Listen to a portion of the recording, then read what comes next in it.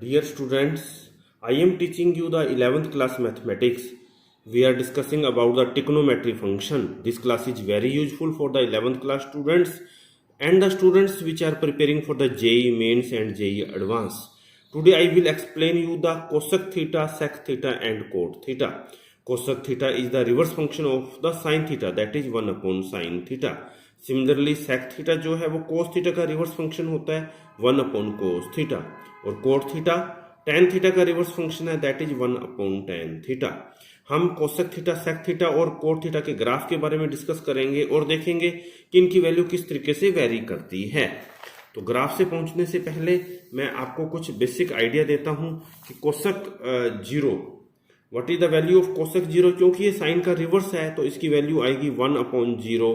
1 upon 0 means it is not defined. It basically we will say it's infinite, which is not defined. cosec 90 ये sin 90 का reverse है. sin 90 1 होता है तो cosec 90 भी 1 होगा. cosec 180 sin 180 0 होता है तो ये अगेन 1 upon 0 यानी इनफाइनाइट. इसे हम लिखते हैं कि ये नॉट डिफाइंड. cosec 270 sin 270 जो है वो -1 होता है तो cosec 270 -1 and cosec 2 pi again 1 upon 0. It means not defined. अब मैं आपको इसके ग्राफ के बारे में बताता हूं कि इसका ग्राफ किस तरीके से चेंज होता है. ग्राफ की अगर हम बात करें तो ग्राफ जो है आप देखें कि cosec का जो ग्राफ है, अगर cosec 0 पे इसकी वैल्यू इनफाइनाइट होती है और cosec 90 पे इसकी वैल्यू 1 होती है तो फर्स्ट क्वाड्रेंट में ये डिक्रीज हो रहा है इनफाइनाइट से 1 तक, जैसा कि आप देख सकते हैं. और हम जानते हैं कि cosec की वैल्यू फर्स्ट क्वाड्रेंट में हमेशा पॉजिटिव होती है. जब हम सेकंड क्वाड्रेंट में मूव करते हैं तो सेकंड क्वाड्रेंट में साइन पॉजिटिव होता है तो cosec भी पॉजिटिव रहेगा. cosec π/2 1 होता है तो यहाँ पर वैल्यू 1 ही रहेगी. cosec π/2 पर इसकी वैल्यू प्लस इनफाइनाइट लिखा है हमने, प्लस इनफाइनाइट क्यों? क्योंकि सेकंड क्वाड्रेंट में cosec और साइन प्लस होते हैं. जैसे ही हम थर्ड क्वाड्रेंट में आएंगे यहाँ पर साइन की वैल्यू नेगेटिव होती है तो cosec की वैल्यू भी नेगेटिव होगी. तो जैसे ही हम 180 को क्रॉस करेंगे इसकी वैल्यू माइनस इनफाइनाइट हो जाएगी. और थर्ड क्वाड्रेंट में यह इंक्रीज होगा माइनस इनफाइनाइट से -1 पर. cosec π/2 पर इसकी वैल्यू 1 होती है तो 3π/2 पर इसकी वैल्यू -1 होती है तो यह इंक्रीज हो रहा है. सेकंड क्वाड्रेंट में भी आप देखें ये इंक्रीज हो रहा है 1 से इनफाइनाइट तक. थर्ड क्वाड्रेंट में इंक्रीज हो रहा है माइनस इनफाइनाइट से -1 तक. अब अगर हम फोर्थ क्वाड्रेंट की बात करें तो फोर्थ क्वाड्रेंट में भी cosec जो है वो नेगेटिव होता है. इसकी वैल्यू cos 3π/2 पे -1 है और cos 2π से थोड़ा सा कम की बात करें तो ये माइनस इनफाइनाइट होगी तो इसकी वैल्यू अगेन डिक्रीजिंग होगी -1 से माइनस इनफाइनाइट. अगर हम इसका ग्राफ देखें तो आप ग्राफ आसानी से देख सकते हैं कि इसका ग्राफ 0 पर इसकी वैल्यू इनफाइनाइट है, π/2 पर इसकी वैल्यू 1 है, पाई पर फिर इसकी वैल्यू इनफाइनाइट है.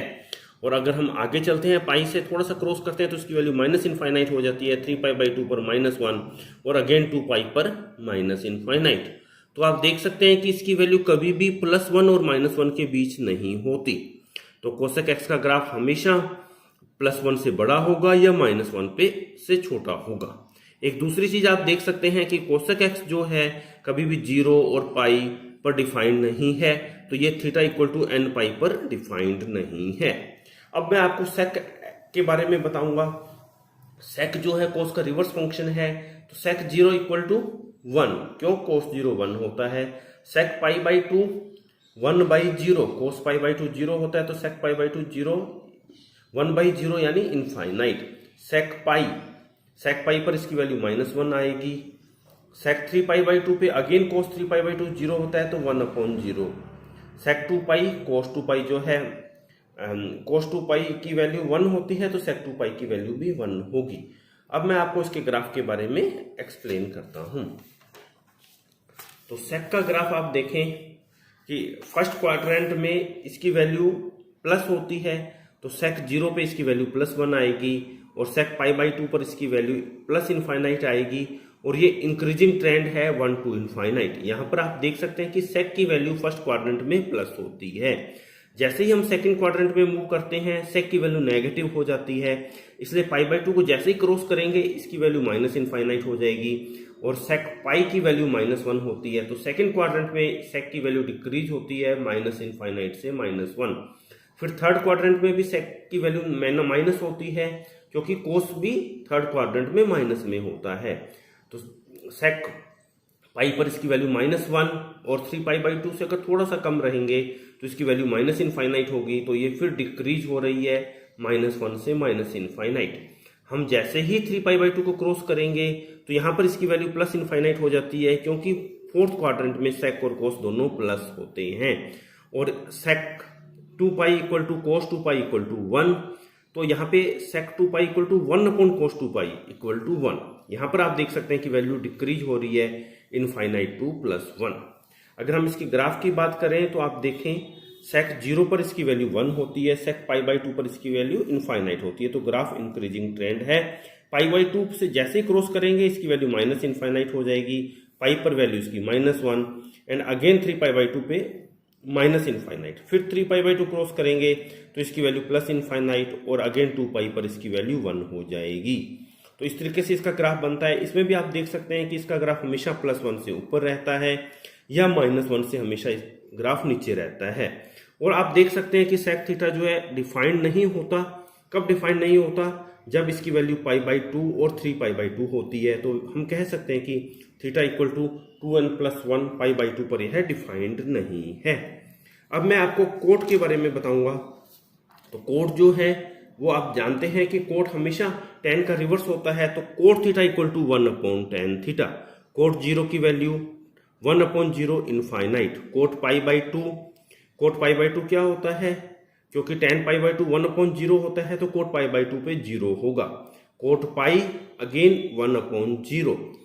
Coat 3 pi by 2 0 and cot 2 pi equal to 1/0 infinite. इसको हम एक ग्राफ की तरह से समझते हैं कि ग्राफ में इसकी वैल्यू कैसे चेंज होती है। तो अगर हम ग्राफ की बात करें तो कोट थीटा का ग्राफ जैसा कि मैंने बताया tan और कोट जो है फर्स्ट और थर्ड क्वाड्रेंट में पॉजिटिव रहते हैं। तो कोट की वैल्यू जो है वो क्या कैसे वेरी करेगी? आप देखें कोट 0 पर इसकी वैल्यू प्लस इनफाइनाइट होगी और कोट पाई बाई 2 पर इसकी वैल्यू 0 होगी। तो ये डिक्रीजिंग ट्रेंड है प्लस इनफाइनाइट से 0। और जैसे ही हम सेकंड क्वाड्रेंट में जाएंगे कोट पाई बाई 2 पर इसकी वैल्यू 0 है और यहाँ पे ये नेगेटिव होता है। कोट पाई पर इसकी वैल्यू पाई से थोड़ा सा कम होगा तो इसकी वैल्यू माइनस इनफाइनाइट होगी। तो सेकंड क्वाड्रेंट में कोट की वैल्यू डिक्रीज होगी 0 से माइनस इनफाइनाइट। फिर हम थर्ड क्वाड्रेंट में आते हैं तो थर्ड क्वाड्रेंट में कोट जो है पॉजिटिव होता है, जैसे tan पॉजिटिव होता है। तो जैसे ही हम पाई को क्रॉस करेंगे इसकी वैल्यू प्लस इनफाइनाइट आ जाएगी और अगेन अगर हम 3 पाई बाई 2 पे जाएंगे तो इसकी वैल्यू 0 हो जाएगी। अगेन हम देख रहे हैं कि कोट की वैल्यू डिक्रीज हो रही है प्लस इनफाइनाइट से 0। फिर हम फोर्थ क्वाड्रेंट में आते हैं। फोर्थ क्वाड्रेंट में कोट की वैल्यू नेगेटिव होती है, जैसा कि tan की वैल्यू नेगेटिव होती है। कोट 3 पाई बाई 2 पर 0 और कोट 2 पाई से थोड़ा सा कम होगा तो इसकी value minus infinite. Again decrease हो रही है 0 से माइनस इनफाइनाइट। तो आप देख सकते हैं कि कोट की वैल्यू हमेशा ही डिक्रीजिंग फंक्शन है। कोट थीटा कब डिफाइंड नहीं है? आप देख लें ये पाई पर 0 पर 2 पाई पर डिफाइंड नहीं है, यानी थीटा इक्वल टू n पाई पर ये डिफाइंड नहीं है। अब इसका आप ग्राफ देखें जल्दी से।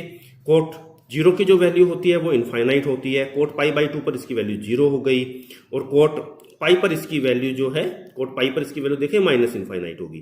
तो पाई को जैसे ही क्रॉस करेंगे इसकी वैल्यू अगेन प्लस इनफाइनाइट होगी। 3 पाई बाई 2 पे 0 हो जाएगी और 2 पाई पर अगेन इसकी वैल्यू जो है माइनस इनफाइनाइट होगी।